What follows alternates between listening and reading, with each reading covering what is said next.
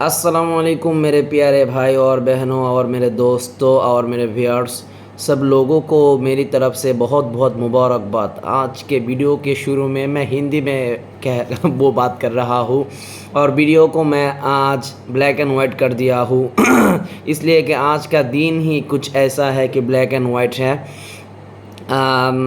জোহর কে নামাজ কে বাংলায় ওই গুরু গুরার ডিম এত কথা কয় না। যাই হোক, আজকের দিনটা কেমন আজব জানেন। সারাদিন মেঘ নামলো, বৃষ্টি নামলো, যার কারণে আমি সন্ধ্যার পরে এলাম এখানে এই ভিডিও করবেন নিগে। মেন কথা হইলো সারাদিন মেঘ নামলো, কেমন জানি গেল গা দিনটা। এখন সাদা কালো দিছি, কেমন হয়েছে জিনিসটা, এটা কর লেগেও তো কেউ নাই ওরকম ভিউ তো হইব না। যাই হোক, সব কিছু মিলে মনে করেন যে আলহামদুলিল্লাহ আল্লাহ তাআলা ভালো রাখছেন। মেজাজটা সবসময় ভালো থাকে না, এই ক্যামেরার সামনে আসলে একটু পাগলামি করি, মানে কেমন যেন মানে কি মজা করি, কি করি না করি বুঝি না। যাই সব কিছু মিলে মনে করেন যে ব্যক্তিত্ব একটা বড় জিনিস, নিজে কন্ট্রোল করতে পারা। এরকম একটা লেখা দেখছিলাম, যে জায়গায় লেখা ছিল যে যে নিজেকে নিয়ন্ত্রণ করতে পারে সে একদিন একটা জাতিকে, গোটা জাতিকে নিয়ন্ত্রণ করতে পারবে। এটা অনেক গুরুত্বপূর্ণ একটা কথা, যে নিজেকে নিয়ন্ত্রণ করতে পারে। যে নিজেকে নিয়ন্ত্রণ করার দ্বারা উদ্দেশ্য কি, যে নিজেকে গুনাহ থেকে বাঁচাইতে পারে বা সমস্ত অপকর্ম থেকে বাঁচাইতে পারে। কারণ খারাপ কাম করা খুব সহজ, মানে গুনার কাম করা খুব সহজ, একটা অপকর্ম কাম করা, যে কোনো কাজ করা, মানে ভালো কাম ছাড়া খারাপ কাম করা সহজ। মানে যে কাজটা করতে খুব বেশি লাগে না, কষ্ট লাগে না, মানে ওই কী কম করার আমি যে কথা যাই হোক, আমার এনে যা লেখা তাই কই কিনা। আর এটা আমার কয় নাম্বার ভিডিও হইব, 18-19 নাম্বার হইতে পারে। আমার আরও বেশি করে আমি কইছিলাম করুম, কিন্তু সময়ই পাওয়া যায় না এরকম, মানে ওই হে কালকের মতো কুত্তার কোনো কাম নাই, দৌড় ছাড়া তার কোনো হাঁটা নাই আচ্ছা যাই হোক, তারপরে কি আছে, গত কথা বলছিলাম তা আমার দুসুকুন্না হুফতাবে আসাদ আই বহুনা রশনি হুফতাবে আসাদ। মানুষ যতক্ষণ পর্যন্ত কথা না বলবে ততক্ষণ পর্যন্ত তার কোনো দোষ গুণ প্রকাশ পাবে না, এমনটা বলছিলাম তাই তো। তারপরে আজকে আসলো হাম বেশা কামা, হাম বেশা ঘুমা বার খালিস্ত, हम मबर, अच्छा हम बेशा घुमा मबर के खालिस्त शायद के पालांगे खुफ्ता बासाद। আরে বাবা রে বাবা, ফার্সি ভাষায় লেখছি আমি, এই যে আইগাইতে খুব কষ্ট হইতেছে। এগুলোর অনেক সুন্দর সুন্দর অনেক বড় বড় ব্যাখ্যা আছে বুঝছেন, আমি আসলে বলতে পারতেছি না প্রস্তুতি কম, ওই যে উইদাউট মুতাআলা, এই কারণে এই অবস্থা। যাই হোক, বিষয়টা হচ্ছে এমন যে হাম বেশা ঘুমা মানে প্রত্যেক বন জঙ্গল সম্পর্কে ऐसा यकीन मत करो, প্রত্যেক বন জঙ্গল সম্পর্কে এমনটা ধারণা করো না যে সেটা খালি রয়েছে। হতে পারে যে পালাঙ্গে খুফতাবুদ, হতে পারে কোনো চিতাভাগ বা কোনো ভাগ সেখানে ঘুমন্ত রয়েছে। কোনো একটা জঙ্গলে আপনি প্রবেশ করার পূর্বে যদি এমনটা ধারণা করেন যে জঙ্গলের মধ্যে কিছু নাই, কী কারণে ধারণা করলেন, যে জঙ্গলটা একদম নীরব নিস্তব্ধ, এমন জঙ্গল যে জঙ্গল নীরব নিস্তব্ধ, এই কারণে আপনি যে এমনটা ধারণা করেন যে সেই জঙ্গলের মধ্যে কিছু নাই। তো সেই জঙ্গল সম্পর্কে বলা হয়েছে যে শায়দকে পালাঙ্গে খুফতাবুদ, হতে পারে সেখানে কোনো কোনো চিতাবাঘ ঘুমন্ত অবস্থায় রয়েছে। যদি কোনো প্রাণী সেখানে ঘুমায় থাকে তাহলে তো তার আর কোনো আওয়াজ আসবে না, মানে এমনটা ধারণা করতে না করছে, কী কারণে তা জানেন, এর বড় একটা ব্যাখ্যা আছে হয়তো। তারপরে কাসনা আয়াত বজের ছায়ায় বুম ওর হুমা আজ জাহা সাউদ মাদুম, এটি অনেক সুন্দর মিলায় কিন্তু লেখা আছে, আমি ইচ্ছা করলে বলতে পারতাম, ওই যে ব্যস্ত তার মতো অবস্থা। আস্তাগফিরুল্লাহ। কাসনা আয়াত বজের ছায়ায় বুম মানে কেউ আসবে না।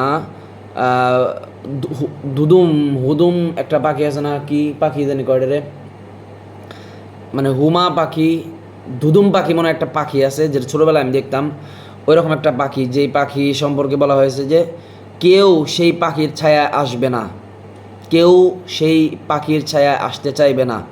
ওর হুমা যদিও আজ জাহা শাওদ মা আদুম, যদিও হুমা পাখি, হুমা একটা এমন পাখি যেটা হয়তো কল্যাণকর পাখি, যে পাখির পালকের নিচে থাকা হয়তো কল্যাণকর, এরকম কিছু। তো যাই হোক, সব কিছু মিলে মনে করেন যে সেই পাখি যদি বিলুপ্ত হয়ে যায় তবুও কেউ ওই দুদুম পেশার ইয়ের নিচে যাইব না। মানে এটার উদাহরণটা কীভাবে দেবো, হ্যাঁ, এর বেশি ব্যস্ত হয়ে যায়, আগে একটু চিন্তা ভাবনা করে নিতাম কত ভালো হইতো। মানে বিষয়টা হচ্ছে এমন যে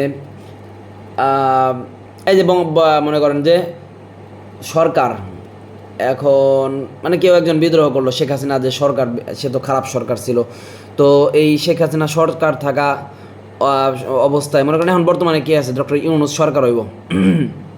এখন যদি কেউ মানে এমনটা চিন্তা ভাবনা করে যে ইউনূস সরকারের মানে না, মানে ইউনূসের সরকার হিসাবে মানবো না, সে কারে মানবো না, না না একটু নিচে নামতে হইব। আমার কথাটি পেছে হালাইতেছি বেশি। কথাটা হলো এরকম যে মনে করেন যে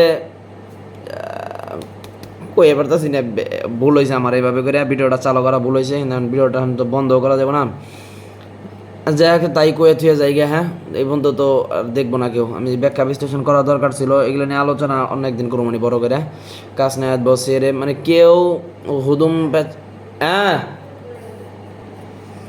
যাই হোক এখন ভালো করে ভাই বুঝছেন, আপনি মনে করেন কোনো একটা নেতারে মানেন, যে নেতারা অনেক ভালোবাসেন, সেই নেতার কাছে মনে করেন অনেক টাকা পয়সা নাই, না থাকা অবস্থায়ও আপনি সেই নেতারে মানবেন। এখন এই অবস্থায় আপনি কইলেন যে আমার এই গরিব নেতারে আমি মানুম, যদিও তার সে না থাকে, কোনো বড়লোক নেতাও চলে আসে, তবুও আমি তার অধীনে যাবো না। বিষয়টা এমনই, আর বেশি কথা কইব না। তারপর হলো তার হাদিস, হাদিসের মধ্যে রয়েছে কুল্লু মাউলুদিন ইউলাদু আলাল ফিতরতি ও আবুহু ইউহাউবিদানিহি আউ নাসিরানিহি আউ ইমাজ্জিসানিহি। এসব গুলিস্তা কিতাব থেকে লেখা এগুলা। এইটা হচ্ছে অনেক গুরুত্বপূর্ণ একটা কথা, একটা হাদিস। হাদিসই তো যেমন কুল্লু মাউলুদিন, প্রত্যেক শিশু ইউলাদু জন্মগ্রহণ করে আলাল ফিতরতি, সিও ফিতরতের ওপর।